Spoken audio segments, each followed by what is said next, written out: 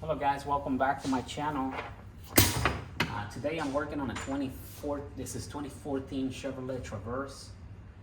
It's got the 3.6 liter engine. And no matter what I did with this engine, I could not get it started. It wouldn't start. So I decided to pull the engine. Before me, somebody else have worked on this engine before.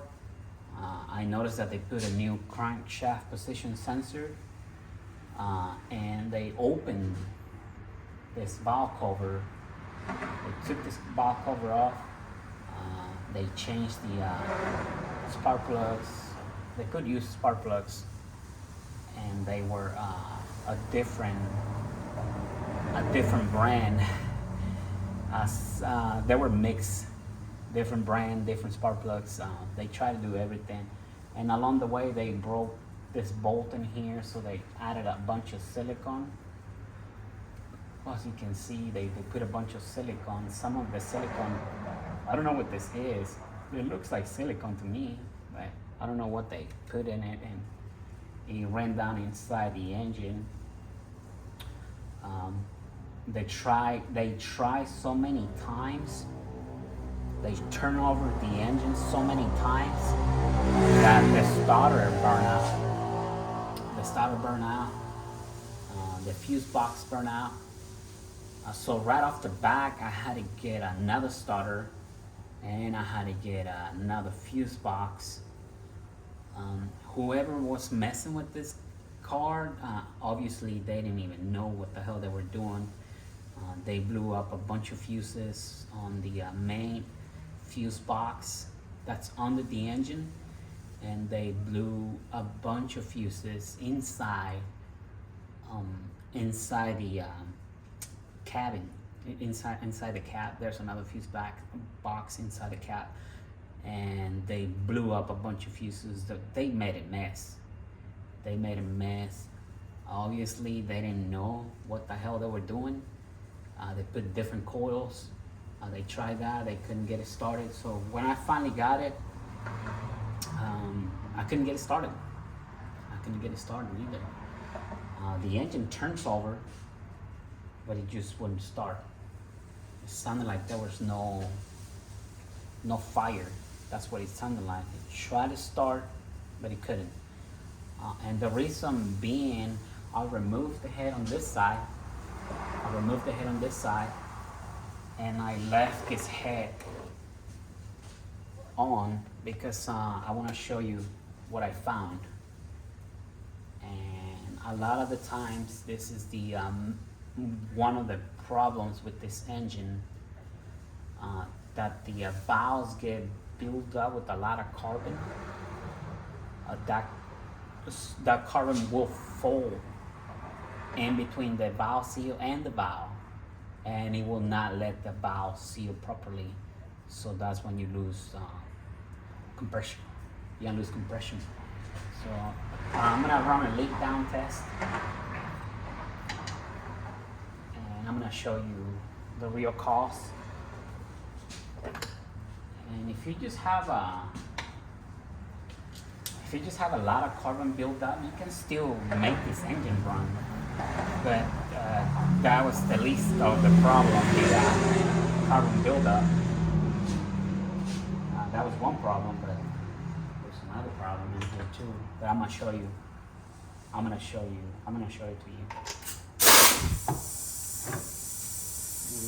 As you can see, my intake valves are leaking. My intake valves are leaking, so I'm a little past. I'm almost on the red side. If you're on the yellow side and it leaks, but it might start. But you want to be here on the green area. This is right here. It'll show that there's not too much leakage. It leaks, but if you are between the green area, then you're good. The engine is going to start. But this one, obviously, it's almost on the red. So what I'm gonna do is I'm gonna keep the pressure inside the cylinder, and I'm just gonna tap on top of the valves. That way I can blow some of that carbon buildup. And once you blow it out, the valve should be able to seat better. Let me try it out.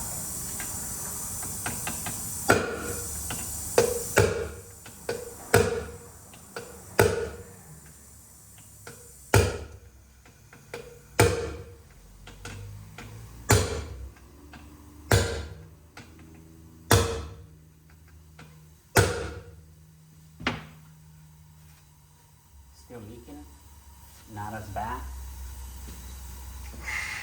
The exhaust valves are leaking too, so I'm gonna tap them a little bit.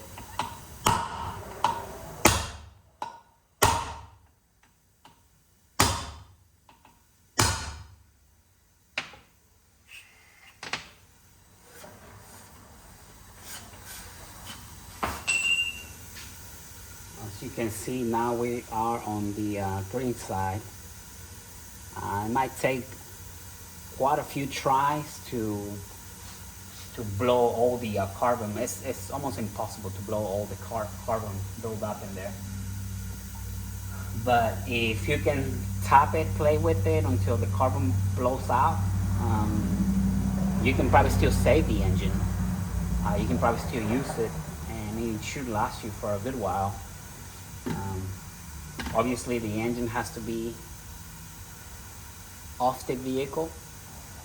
You can just drop the whole subframe with the transmission and engine. That's what I do. I drop the whole subframe with the transmission and the engine together. And obviously you have to take off the timing chain and all the components in the front in order to do this, and remove the camshafts and all the rocker arms in order to try this out. But I had a car like that before, and I just blew out the carbon.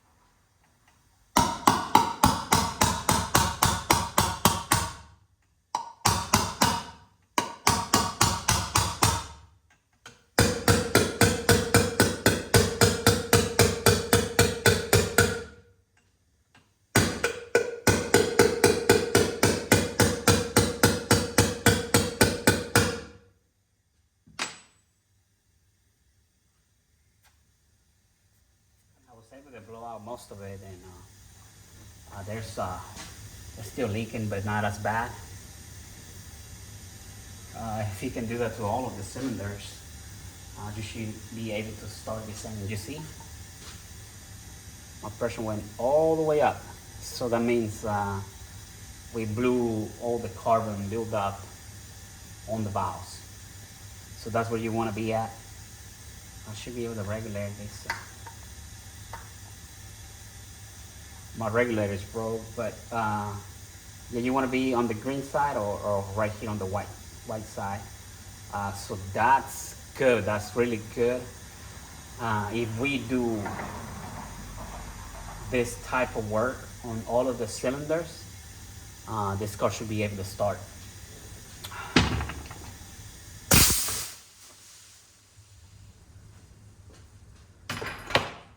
But that's not the main issue.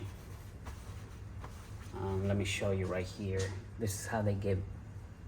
I don't know if you're able to see it. I know there's a light, but you see that's the carbon buildup, and that's actually not too bad. I've seen worse than that. Let me show you. I'll remove all the valves, and these aren't too bad. Obviously, the best way to do this is by removing the head. Send it to the machine shop, get some either new valves or set the valves properly again. You see all that carbon buildup right there? This stuff right here will fold on top of the in between the seat and the valve. Look at this one. That's a lot of carbon buildup right there. You see. So for better, look at this one. For better results, it would be best just to take this head off and take it to the machine shop and have them cleaned up, resurface, and seat the valves again. But like I was, this engine is not good anymore. But I just want to show you one of the reasons that I couldn't get it started. It was because all the valves have carbon buildup, and this happens because people don't change the oil. They don't maintain this engine. They don't change the oil properly. They wait 6,000, 7,000 miles to change the oil. You know, and let me show you what kind of damage you can do to this engine when you taking too long for the service intervals. This engines, they have a lot of components, and they need to have nice clean oil all the time. So by the time you reach 7,000, 8,000 miles, I mean, the engine is almost going out. So if you want to make your engine last longer, just a lot of people say, well, I don't drive far. That's why I don't do it so often. It doesn't matter if you don't drive far, but just the fact that you're driving from the store to your house, from your house to the mall and back, and then you sit in the air conditioning idling, yeah, that's gonna have a big impact on the lubrication side, especially if you idle too much. There's newer engines are known to burn oil, and they do it through the PCV valve. It vents out and it goes back into the intake, and a lot of that carbon gets built up like that. So if you just maintain this engine, do oil changes regularly, you know, this engine should be able to last a lot longer than just 150,000 miles.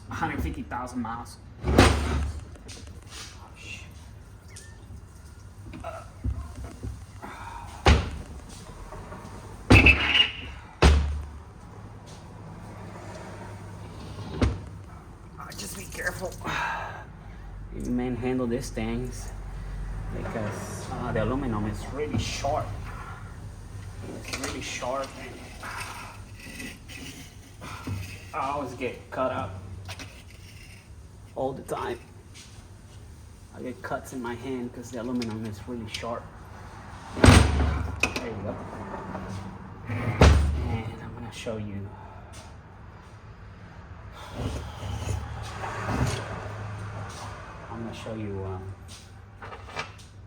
Why this engine went bad.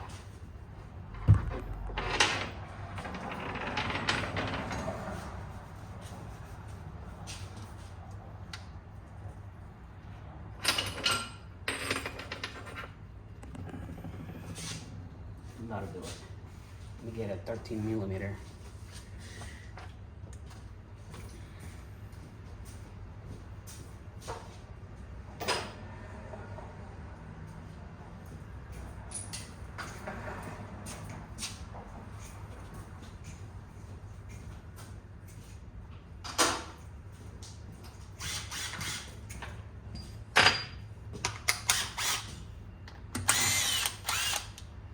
I already taken apart this engine.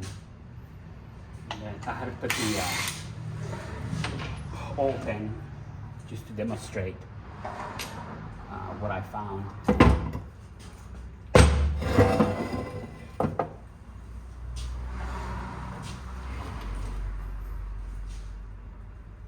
And let me show you. And this is what a 7,000 mile oil change looks like. It is so nasty in here. That right there, that's the bearings. This right here, that's the bearings. All of the bearings came apart, all of them. So even if I was able to blow all the carbon out of this valves, this engine is not good. Look at that bearing. There's almost no bearing left. So this is what a 6,000 mile oil change is gonna give you. Obviously, a lot of people are killing these engines quick.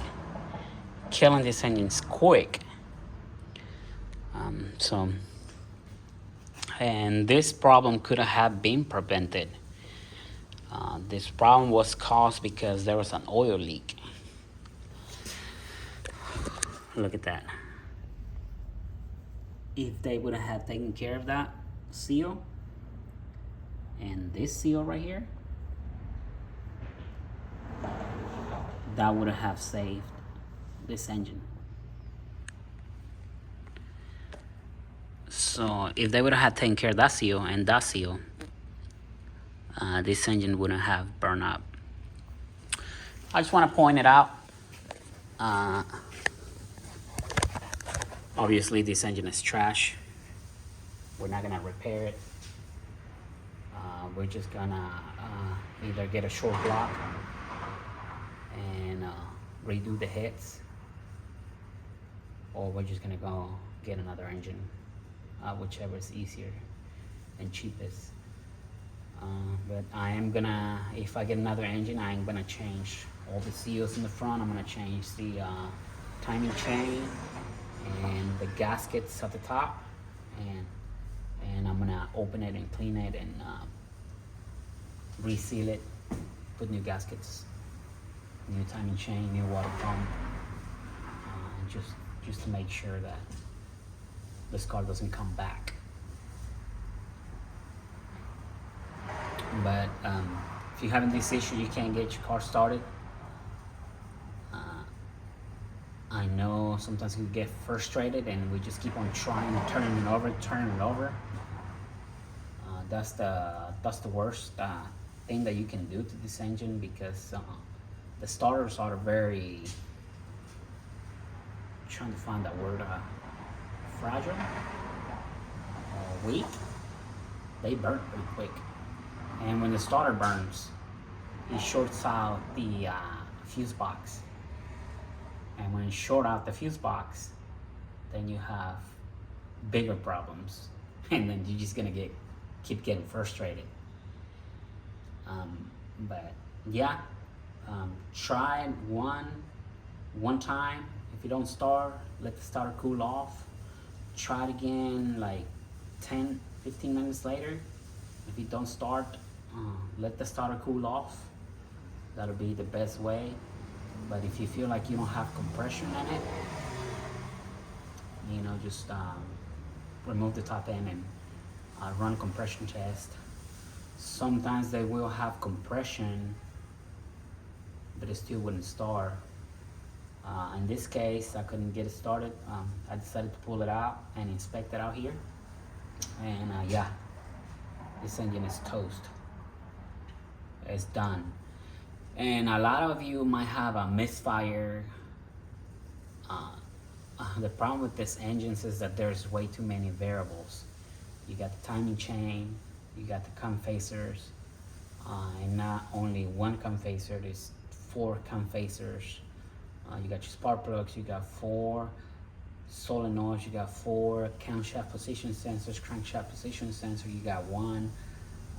You got the computer side. They're just very complex.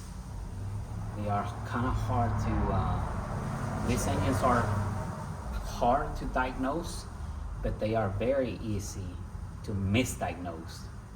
So be careful. You wanna make sure you do your homework and you inspect the engine properly, and that way you're not giving your customer the wrong diagnosed, and then it's gonna come back and bite you in the butt. But yeah, this is what's happening. Unfortunately, people are waiting too long to do oil changes, and they're just destroying these engines. That's the bottom end.